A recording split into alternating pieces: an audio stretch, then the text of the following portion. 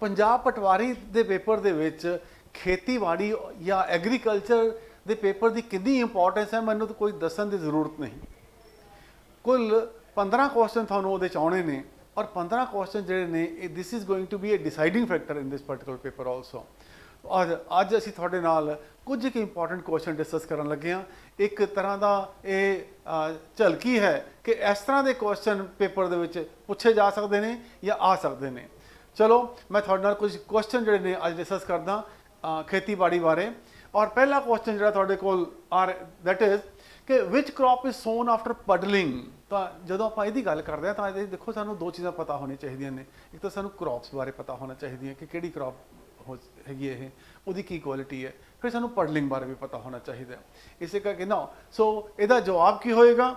इहदा जवाब है पैडी। पैडी जिहड़ा हैगी या जीरी जिन्हों आपां कहंदे आ, जीरी जिहड़ी फसल हैगी ये आफ्टर पडलिंग पंजाबी च असीं इहनूं कहंदे आ कद्दू करना। पंजाबी च असीं इहनूं कहंदे आ कद्दू करना कि कद्दू कर जमीन नूं जदों आपां कद्दू करदे आ तो उस तो बाद जिहड़ा सीगा जीरी दी आपां ट्रांसप्लांटेशन करदे आ। सो वो जिहड़ी जमीन नूं कद्दू करदे आ उहनूं की कहा जांदा, उहनूं पडलिंग कहा जांदा है। ठीक है जी। और वैसे जदों असीं प्री सोइंग इरीगेशन करदे आ दैट मीनस कि जदों असीं जमीन नूं पानी लाउने आ, हल वाह के पानी लाउने आ, उस चीज़ नूं असीं पंजाबी च की कहंदे आ, उहनूं रौणी कहंदे आ। उहनूं की कहंदे आ आपां रौणी कहंदे आ। चलो फिर नैक्सट क्वेश्चन देखते हैं आप। A process in which the branch of a plant is cut off in order to produce a flush of new shoots. कद जदों असीं एक दरखत के मुੱਢ ਨੂੰ ਕੱਟ ਦਿੰਦੇ ਆ ਤਾਂ ਕਿ ਉੱਥੇ ਨਵੇਂ ਪੱਤੇ ਆ ਜਾਣ। आम तौर पर फिर ये भी गल आती है कि यह वर्ड कि जगह पर यूज़ किया जाता है। इस वर्ड को असीं एग्रो फॉरेस्ट्री ज़्यादा यूज़ करते हैं और असीं देखते हैं इसनूं असीं की कहते हैं this is known as pollarding. इनू की कहा जाता है? इनू पोलार्डिंग कहा जाता है ना।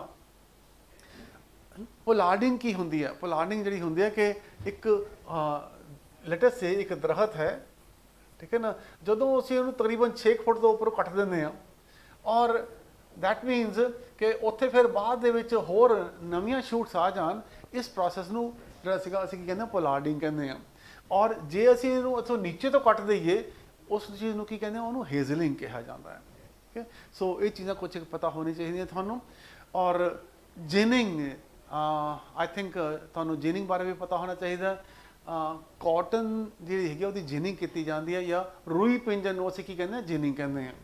रैटूनिंग और फिर pegging these are other words जिन्हां के बारे थानूं जानकारी होनी चाहिए है।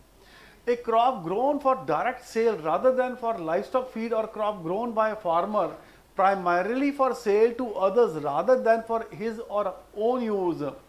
ਉਹ फसल ਜਿਹਨੂੰ ਕਿ किसान अपने वास्ते नहीं बल्कि बेचण वास्ते ਜਿਹੜਾ ਹੈਗਾ ਉਹ ਲਗਾਉਂਦਾ ਹੈ ਤਾਂ ਉਸ ਨੂੰ ਅਸੀਂ ਕੀ ਕਹਿੰਦੇ ਆ? ਉਹਨੂੰ ਅਸੀਂ ਕੈਸ਼ ਕ੍ਰੌਪ ਕਹਿੰਦੇ ਆ।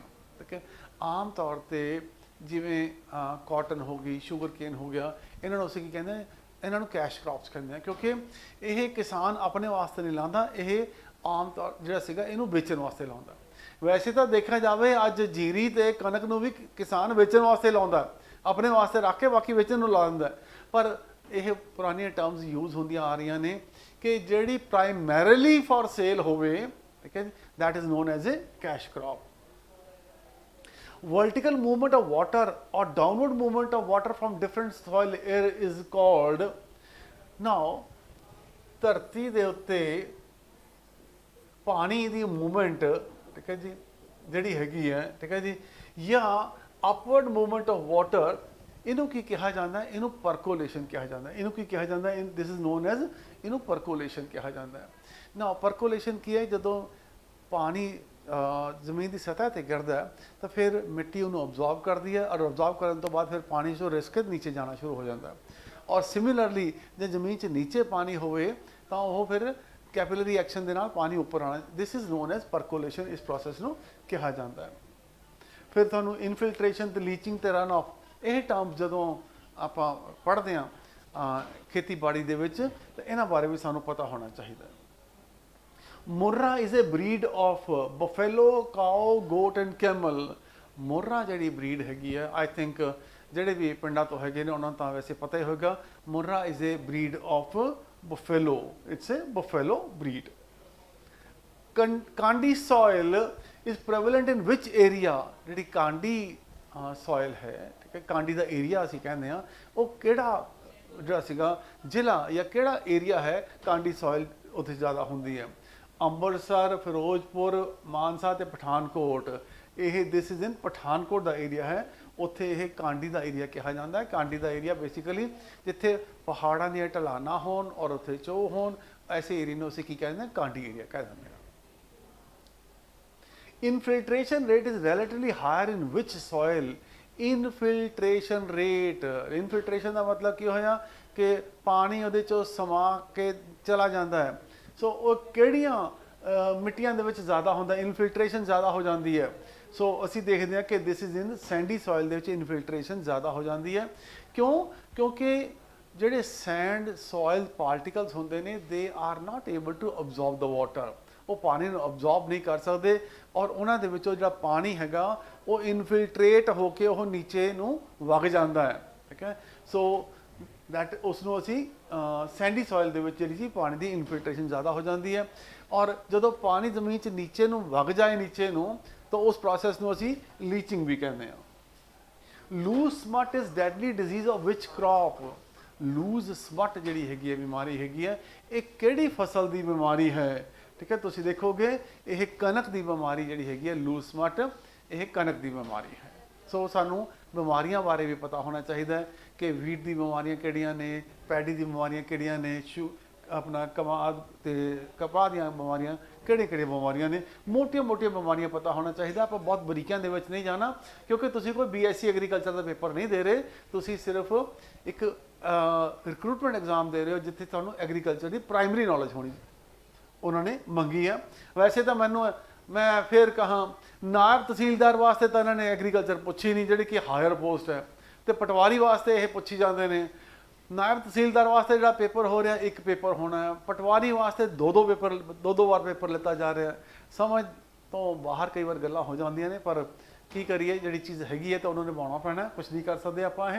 तो हुण आपां अगला क्वेश्चन देखिए, जूसिज आर मोस्टली प्रिजर्वड बाय, जिन्हें भी फ्रूट जूसिस हैगे ने उन्होंने आम तौर पर किस तरीके नाल प्रिजर्व किया जाता है? ठीक है जी, कैनिंग, पास्चराइजेशन, डिहाइड्रेशन, फ्रीजिंग, ठीक है, किहड़ा मैथड होएगा? ये फ्रीजिंग दे नाल जिहड़ा सीगा इन्हों प्रिजर्व किया जाता है। ठीक है जी, डिहाइड्रेशन किहड़ा प्रोसैस होंदा है, पास्चराइजेशन किहड़ा प्रोसैस होंदा है, कैनिंग किहड़ा प्रोसैस होंदा है। आप फूड प्रोसैसिंग दे विच इस चीज़ों को पढ़ते हैं। Which bacteria that lives in symbiotic association with the root nodules of the leguminous plants? Leguminous plants दे नाल सिम्बायोटिक रिलेशनशिप दे विच किहड़ा बैक्टीरिया रहिंदा है? Penicillium, lactobacillus, azotobacter, rhizobium. ठीक है जी, सो आई थिंक इसका जवाब तो सबको पता ही होएगा, इट इज़ राइजोबियम। राइजोबियम जिहड़ा हैगा वो लेग्यूमिनस प्लांट्स के नाल जिहड़ा सीगा बैक्टीरिया है, और वो नाइट्रोजन फिक्सेशन दे विच मदद करता है।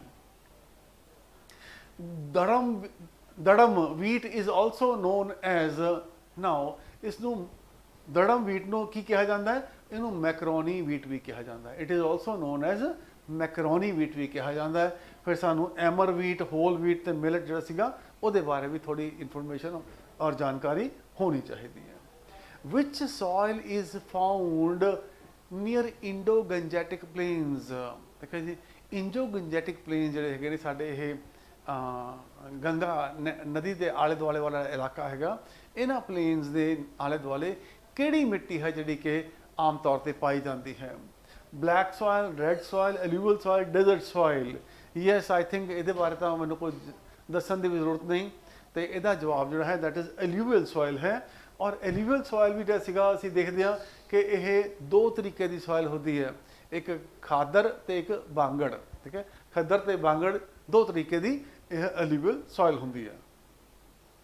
The moisture deficit condition results when the amount of water vapor available in the soil is not sufficient to meet the demand of potential evaporation transpiration।